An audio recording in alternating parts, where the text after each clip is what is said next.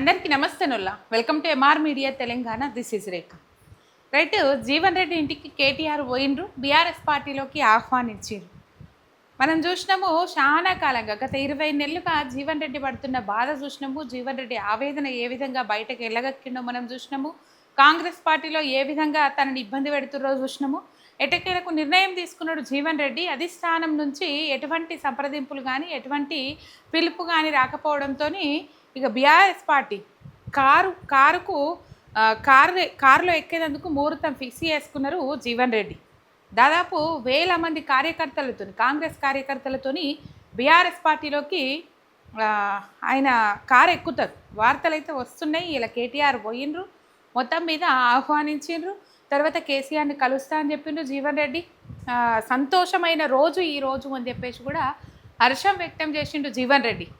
చాలామంది ముఖ్యమంత్రులతో కలిసి పనిచేసిన గతంలో ఇప్పుడు కేసీఆర్తో కలిసి పనిచేసే అవకాశం రావడము నా అదృష్టము. ఇంకా మొత్తం కార్యాచరణ అంతా కేటీఆర్ నిర్ణయిస్తారు అని చెప్పేసి ఎప్పుడు కూడా జరిగింది. మనం చూసినాము, పార్టీ ఫిరాయించిన 10 మంది ఎమ్మెల్యేలతోని అసలైన కాంగ్రెస్ నాయకులు ఇప్పటికీ ఏ విధంగా ఇబ్బంది పడతా ఉన్నారో మనం చూసినాం. అందులో మొట్టమొదటిగా బయటపడ్డది జీవన్ రెడ్డి. మొన్న జీవన్ రెడ్డి, అంతకంటే ముందుగా రాజగోపాల్ రెడ్డి, తర్వాత విజయశాంతి. కాంగ్రెస్ పార్టీ నాయకులు ఎవరైతే ఉన్నారో వాళ్ళు తిరిగి కాంగ్రెస్ పార్టీ మీదనే దండయాత్ర మొదలుపెట్టిందని చెప్పుకోవాలి.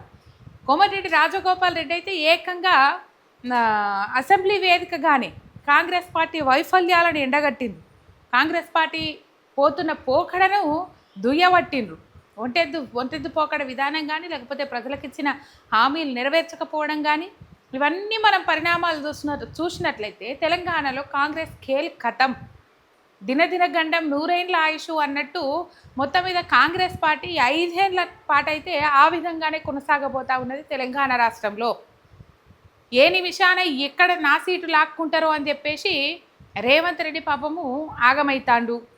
ఆయన కేసీఆర్ని అంటాడు, ఏమని ఫామ్ హౌస్లో ఉన్నావు, జీతం తీసుకుంటా అని చెప్పేసి. ఇది ముందు వీడియోలో నేను చెప్పాల్సింది, నేను మధ్యలో మర్చిపోయినా.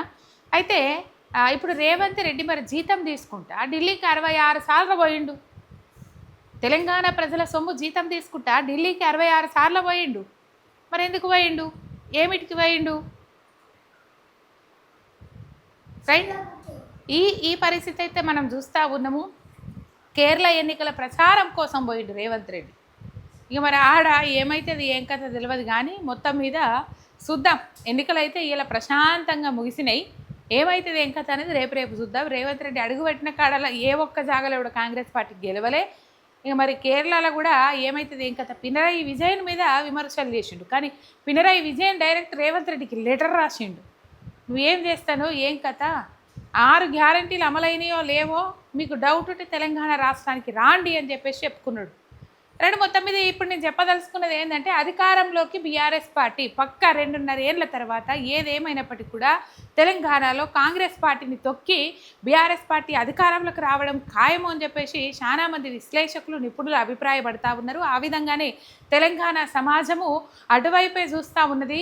ప్రత్యామ్నాయం ఏమీ లేదు. ఇంకా బీఆర్ఎస్ పార్టీయే, కాంగ్రెస్ పార్టీ ఏదైతే పోకడ ఉన్నదో ఆ పోకడకు విరుగుడు విషయము బీఆర్ఎస్ పార్టీ అని చెప్పేసి డిసైడ్ అయ్యిండ్రు. మొత్తం మీద డిసైడ్ అయ్యి తెలంగాణ ప్రాంతంలో కాంగ్రెస్ పార్టీని ఓడగొట్టి మళ్ళీ బీఆర్ఎస్ పార్టీని అధికారంలోకి తెచ్చుకుంటారు. ఎందుకంటే బీఆర్ఎస్ పాలన వర్సెస్ కాంగ్రెస్ పాలన, బీఆర్ఎస్ పాలన ఎట్లుండే, కాంగ్రెస్ పాలన ఎట్లుండే, ప్రజలకు క్లారిటీకి అయితే వచ్చిండ్రు. 6 గ్యారంటీలు ఏవి అమలైతలేవు అని చెప్పేసి కంపల్సరీ కాంగ్రెస్ పార్టీ నాయకులు మాట్లాడుతున్న పరిస్థితి. ఇప్పుడు మనం రాజగోపాల్ రెడ్డి సిచ్యువేషన్ అట్లుంటే జీవన్ రెడ్డి తీవ్రమైన ఆరోపణలు చేసిండ్రు. రేవంత్ రెడ్డి పాలన కంటే 100 వాళ్ళు కాంగ్రెస్ పాలన కంటే బీఆర్ఎస్ పాలన బెటర్ అని చెప్పేసి ప్రజలు భావిస్తూ ఉన్నారు. రేవంత్ రెడ్డి మెడలు వంచాలంటే రేవంత్ రెడ్డి అనగదొక్కే పార్టీలోకే పోవాలి నేను, కాబట్టి బీఆర్ఎస్ పార్టీలోకే పోతా నేను అని చెప్పేసి ఆయన డిసైడ్ అయ్యిండు. తీవ్రమైన ఆరోపణలు చేసిండ్రు కాంగ్రెస్ పార్టీ మీద. 6 గ్యారంటీలు అమలు అవ్వట్లేదు ఎక్కడ అని చెప్పేసి చెప్పిండ్రు. ఇలా బట్టి విక్రమార్క చెప్తాడు, ఏమని చెప్తాడు, 99% హామీలు అమలు చేసినామని చెప్పేసి చెప్తాడు. ఆ వీడియో కూడా మనం చేసుకుందాం, కంపల్సరీ మాట్లాడుకుందాం ఆ వీడియో గురించి కూడా. అయితే 99% హామీలు అమలు చేసినామనంటే ఎక్కడ అమలైనవి హామీలు? ఎక్కడ ప్రజలలో తిరగగలుగుతారా ఈ కాంగ్రెస్ పార్టీ నాయకులు? మరి తిరగగలిగినప్పుడు ఎందుకు ప్రజలలో తిరగలేకపోతా ఉన్నారు మీరు? ఏ కాంగ్రెస్ కార్యకర్త కాదు కదా, కనీసము చిన్న చిన్న చిన్న చిన్న కార్యకర్తలు అంటే జెండాల భుజం మీద మోసుకున్న వాళ్ళు కూడా ప్రజలలో తిరగలేని పరిస్థితి. కాంగ్రెస్ పార్టీకి ఓటేయండి అని చెప్పేసి కాళ్ళకు బలపాలు కట్టుకుని కాళ్ళ అయ్యేళ్ళ పడ్డోళ్ళు ఇలా ప్రజలలో తిరగలేని పరిస్థితి మనం చూస్తూ ఉన్నాం.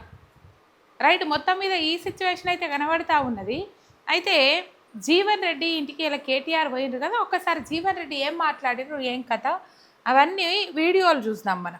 కానీ ఇవాళ ఒక విధంగా ఏమనిపిస్తుంది, కాంగ్రెస్ పార్టీతో అనుబంధం తెచ్చుకున్నా కానీ ఇలా భారతీయ రాష్ట్ర సమితి లాంటి తెలంగాణ రాష్ట్ర ఏర్పాటు సాధన కొరకు ఉద్యమించినటువంటి ఒక నాయకుడు కేసీఆర్ గారి యొక్క నాయకత్వంలో పనిచేసేటువంటి అవకాశం నాకు లభిస్తున్నందుకు real I'm feelings today is the most happiest day in my life. అంటే ఇలా జీవితం అనేది ఎటు దారి తీసి ఏంటి మనం ఎవరు కూడా ఊహించమని చెప్పారు. ఉమ్మడి కరీంనగర్ జిల్లానే కాదు, తెలంగాణ రాష్ట్రం యావత్తులో కూడా జీవన్ రెడ్డి లాంటి ఒక నాయకుడు కాంగ్రెస్ పార్టీ నుండి దూరం అవుతారని చెప్పి ఎవరు కూడా ఊహించలే చెప్పండి. దాని కారణాలు కూడా మీరు ఊహించి ఉంటారని చెప్పండి. గత 20 మాసాలకి నేను ఏదైతే అంటే ఎదుర్కొంటున్నటువంటి ఒక మానసిక క్షోభ, రాజకీయ పరిస్థితులు అన్ని కూడా తట్టుకొని నిలబడ్డని చెప్పంటారు. అయినప్పటికీ కూడా ఏదైతున్నదో ఇవాళ నేను తట్టుకొని నిలబడ్డా, కానీ రాష్ట్ర భవిష్యత్తు కూడా ప్రధానం చెప్పంటున్నాను. వీళ్ళ ఆనాడు ఏదైతే 2023 సాధారణ శాసనసభ ఎన్నికల్లో ఒక్కరికొకరు ఏముంటుందంటే ఇంకా మెరుగైన పాలన కావాలి, ఇంకా మాకేదో భవిష్యత్తు కావాలనుకుంటాం. ఆనాడు 10 సంవత్సరాల కేసీఆర్ పాలనలో తెలంగాణ సమాజానికి కల్పించినటువంటి యొక్క పరిష్కారాలు ఏదైతుందో, అభివృద్ధి ఉందో, ఇంకా మెరుగైన పాలన కావాలని చెప్పి కాంగ్రెస్ పార్టీ మరి మీరు పేర్కొనడం జరిగిందో దాన్ని ప్రజలు ఆకర్షితులైంది. కాంగ్రెస్ పార్టీకి అవకాశం కల్పించింది. కానీ రియల్లీ ఏదైతుందో నా అనుభవం చెప్పంటుంది. ఐ సీన్ ఎన్టీ రామారావు గారి ప్రభుత్వం చూసా, నేను తదుపరి చెన్నారెడ్డి గారి ప్రభుత్వం చూసా, విజయభాస్కర్ గారి ప్రభుత్వం చూసా, రాజశేఖర్ గారి ప్రభుత్వం చూసా, చంద్రబాబు నాయుడు గారి ప్రభుత్వం చూసా, కేసీఆర్ గారి ప్రభుత్వం చూసా నేను. కానీ ఈ 2 సంవత్సరాల కాలంలోనే ఇవాళ అంటే 10 సంవత్సరాల్లో సాధించినటువంటి అభివృద్ధి సంక్షేమ ఫలాలు తిరోగమన దిశగా చెప్పండి. కేసీఆర్ గారు ఏ ఉద్యమ నేతగా తెలంగాణ రాష్ట్రాన్ని సాధించడానికి వారు ఉద్యమించిండ్రో వారి సాధారణంగా తెలంగాణ రాష్ట్ర భవిష్యత్తు నిర్మాణానికి 10 సంవత్సరాలు కృషి చేస్తే అది 2 సంవత్సరాల్లో తిరోగమన చర్యగా. రైట్, ఇంతమంది పాలన చూసినా, 10 సంవత్సరాల కేసీఆర్ పాలన చూసినా, కానీ ఈ 2 సంవత్సరంలోనే కేసీఆర్ గారిని సాధించిన అభివృద్ధి కానీ పథకాలు కానీ తిరోగమనంలోకి వెళ్ళిపోయినాయి అని చెప్పేసి జీవన్ రెడ్డి మాట్లాడుతున్న పరిస్థితి. మొత్తం మీద కంపల్సరీ మళ్ళీ 2029లో ఎన్నికలు వస్తే బీఆర్ఎస్ పార్టీ అధికారంలోకి రావడం ఖాయమని చెప్పేసి చెప్తా ఉన్నాడు జీవన్ రెడ్డి. ఇంకా కేటీఆర్ మాట్లాడే వీడియోలు కూడా ఒకసారి మనం చూద్దాం. మాకైతే సంపూర్ణమైన విశ్వాసం ఉంది. వారిని నేను కేసీఆర్ గారి తరఫున పార్టీలోకి ఆహ్వానించడానికి ఇక్కడికి వచ్చినాం. వారు సానుకూలంగా స్పందించారు. మాకు కేసీఆర్ గారితో నాకు వ్యక్తిగతంగా కూడా చాలా అనుబంధం ఉంది. కానీ మీరందరూ వచ్చారు, ఆహ్వానించారు, సంతోషం. కానీ ఒకసారి నేను కేసీఆర్ గారిని కూడా కలిసి ఈ రాబోయే 2-3 రోజుల్లో నేను నా నిర్ణయం తప్పకుండా చెప్తానని చెప్పి జీవన్ రెడ్డి గారు చెప్పారు. చాలా సంతోషం. నేను వారిని కోరేది ఒకటే, ఈ రాష్ట్రంలో రైతులు, ఈ రాష్ట్రంలో పేదలు తిరిగి వారి మొహంలో చిరునవ్వు రావాలి అంటే కేసీఆర్ గారు ముఖ్యమంత్రి కావాల్సిందే. తిరిగి మళ్ళీ కేసీఆర్ గారు బాధ్యతలు చేపట్టాల్సిందే, తెలంగాణను పట్టాలు ఎక్కించాల్సిందే. అందుకే వారి సహకారాన్ని నేను కోరుతా ఉన్నాను. మా రేవంత్ గారి పాలనతో చూసే వరకల్లా ప్రజలు ఏదైతుందో పెద్ద మనిషి ఆయన నయం ఉండేనా, కేసీఆర్ గారే నయం ఉండే, మంచిగా ఉండే, మళ్ళీ కేసీఆర్ గారి పాలన వస్తేనే మనం బాగుంటుంది అనే ఆలోచనతో మరి ప్రజలు చేరుకున్నారు. అది కేసీఆర్ గారు ఏదో ఈ రోజు వస్తుంటే జగిత్యాలకి అంటే బీఆర్ఎస్లో చేరడానికి ఏదైతుందో నిర్ణయం తీసుకోవడం జరిగింది. దాని కార్యరూపం ఏ విధంగా ఇవ్వడం అనేది వారు నిర్ణయిస్తారు. వారి నిర్ణయానికి అనుగుణంగా ఏదైతుందో ముందు పోవడం జరుగుతుంది. రైట్, కేసీఆర్ నయం ఉండని అనే ఆలోచనతో ప్రజలు చూస్తున్నారు. కాబట్టి నేను కూడా అదే పార్టీలోకి పోతా ఉన్నా అని చెప్పేసి జీవన్ రెడ్డి కేటీఆర్ వాళ్ళ ఇంటికి పోకముందు మాట్లాడిన పొద్దుగాల ముచ్చట్లు, ఇప్పుడు ఇంతకుముందు కేటీఆర్ మాట్లాడిన ముచ్చట్లు అండ్ జీవన్ రెడ్డి మాట్లాడిన ముచ్చట్లు మనం చూసినాం. ఓన్లీ ఇక్కడ జీవన్ రెడ్డే కాదు, ఇలా తెలంగాణ యావత్తు సమాజం, ఇలా కాంగ్రెస్ పార్టీకి ఓట్లేసి గెలిపించిన ప్రజలు కూడా ఇలా ఆలోచనలో పడిన పరిస్థితి ఏర్పడ్డది. బీఆర్ఎస్ పాలనని నయం ఉండేనా, కేసీఆర్ పాలనని నయం ఉండే, అసలు ఇట్లా వచ్చి ఆగం చేస్తూ ఉన్నారు అని చెప్పేసి ఇట్లా మొత్తం మీద రాబోయే కాలంలో బీఆర్ఎస్ పార్టీ అధికారంలోకి వస్తుంది, మళ్ళీ ప్రజల పక్షాన నిలబడుతుంది, ప్రజలకు న్యాయం చేస్తుంది అని చెప్పేసి ప్రతి ఒక్కరు మాట్లాడుతున్న ముచ్చట. మరి ఏంది ఏం కథ అనేది చూద్దాం. ఒక్క సబ్స్క్రైబ్ చేసుకొని సపోర్ట్ చేయండి. మీ ఎంఆర్ మీడియా తెలంగాణ ఛానల్.